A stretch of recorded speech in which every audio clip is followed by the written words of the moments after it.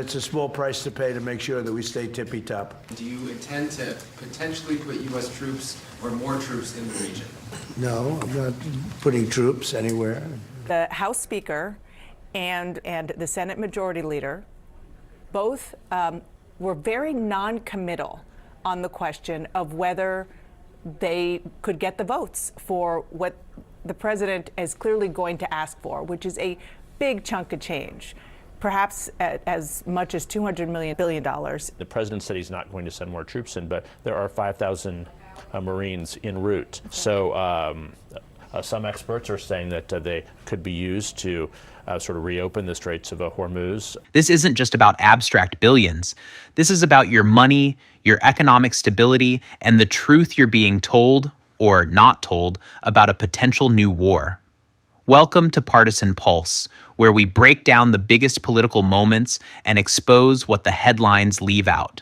Why is the Pentagon going to ask Congress for an additional $200 billion? Well, we're asking for a lot of reasons beyond even what we're talking about in Iran. This is a very volatile world, and the military equipment, the power of some of this weaponry is unthinkable. You don't even want to know about it. Oh, you could end this thing in 2 seconds if you wanted to, but we are being very judicious. We want to be sure, and it's a small price to pay to make sure that we stay tippy-top. Do you intend to potentially put U.S. troops or more troops in the region? No, I'm not putting troops anywhere. If I were, I certainly wouldn't tell you. $200 billion? That's your tax dollars on the line, potentially funding a war without a clear strategy. The immediate denial. I'm not putting troops anywhere. But just moments before, he said, if I were, I certainly wouldn't tell you. This isn't confidence. It's a tell. It's a classic move to deflect, to create plausible deniability while the groundwork for escalation is clearly being laid. This administration talks tough, but the transparency is non-existent. We need answers, not vague assurances, especially when the stakes are this high for American families and global stability. This is where it gets serious. On the question of whether they could get the votes for what the president is clearly going to ask for, which is a big chunk of change, perhaps as much as $200 billion to go for funding more of this war. And I'll just tell you what John Thune said specifically to our colleague Ted Barrett. I think they're going to have to show us how they want to use it. I mean, that makes clear a couple things. One, it seemed to be a number that the Washington Post first reported that was also news to the Speaker and the Senate Majority Leader. So clearly the work had not been done to pave the way for this. But it is going to make one thing clear. Yes, there has not been a congressional vote to authorize this war, but paying for the funding effectively will be that. There is going to be a war debate over the funding. Wait, what? The administration is asking for $200 billion, and Congress, the body that authorizes spending, was caught completely off guard? That's documented. This isn't just bad planning, it's a deliberate sidestepping of democratic process. They're trying to backdoor a war authorization through a spending bill. Think about that. No clear debate, no direct vote on war itself. Just slip it into an appropriations package and hope no one notices the fine print. But here's the part no one is saying. This isn't just about money. If they can't even get Congress on board with the request, how can we trust them with the execution of a new military conflict? Your representatives are being bypassed, and you're left in the dark. This is really going to be the true test of MAGA and President Trump's ability to persuade people, because several House members, Lauren Boebert and others, are telling our colleagues on Capitol Hill that they are not going to vote to authorize any more money. Let's just play a little bit of Pete Hegseth, the defense secretary, this morning when asked about the $200 billion that was reported. $200 billion. I think that number could move, obviously. It takes money to kill bad guys. So we're going back to Congress and our folks there to ensure that we're properly funded for what's been done, for what we may have to do in the future. Did you hear that? It takes money to kill bad guys. That's the justification for a potential $200 billion supplemental request. This isn't just simplistic, it's insulting. It dismisses the complexity of international relations, the lives at stake, and the economic burden on you. This isn't a game. This is real money, real lives, and real consequences. They're treating your tax dollars like monopoly money, and their strategy, if you can call it that, is a blank check with a vague promise. This is where it gets serious. Pay attention to this.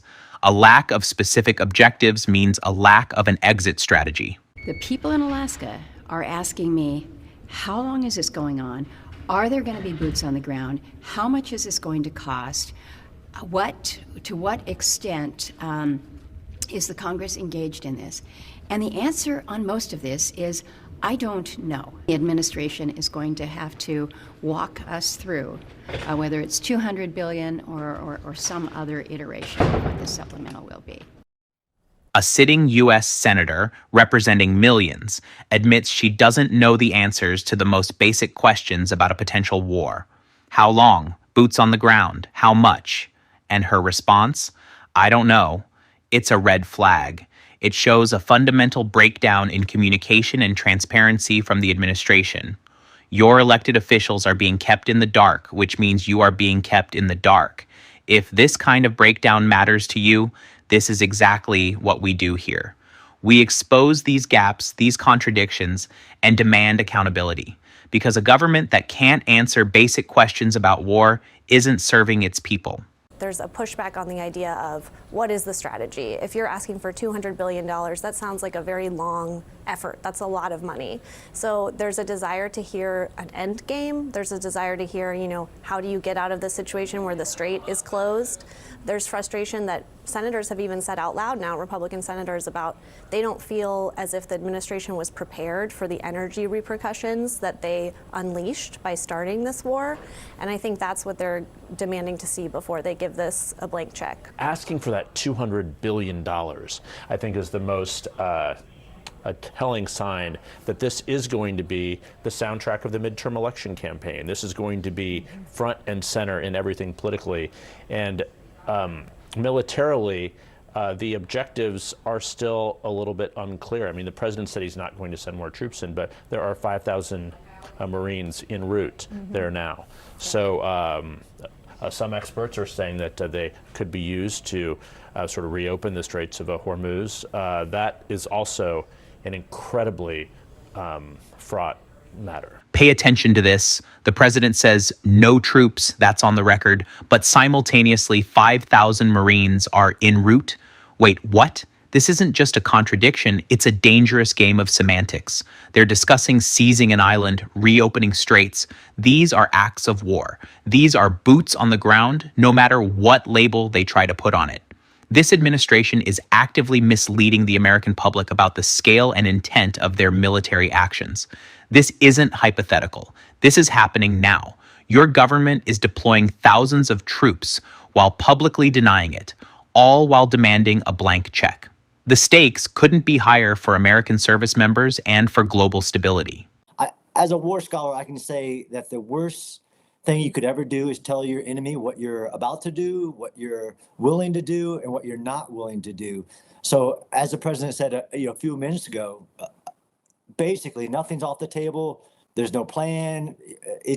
You don't want your enemy knowing what you're going to do. I can say with strong conviction that I don't believe people that want to take boots on the ground then transfer that to ground invasion, transfer that to nation building. I was a part of the invasion of Iraq, over 170,000 troops.